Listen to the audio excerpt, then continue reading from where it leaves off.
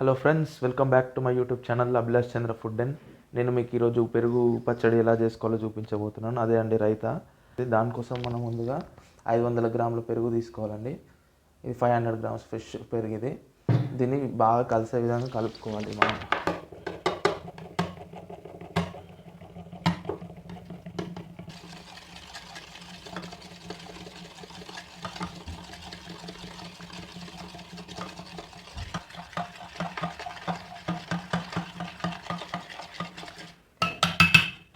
ఒక పెద్ద size onion ఫైన్గా చాప్ చేసుకుని తీసుకుంటున్నాము.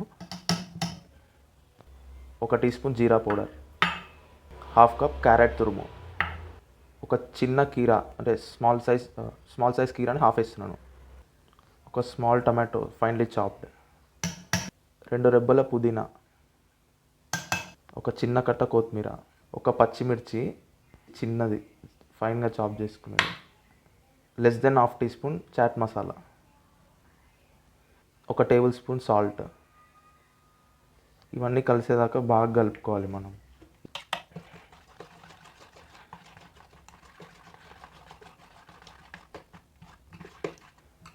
సో యమ్మీ అండ్ టేస్టీ పెరుగు పచ్చడి రెడీ.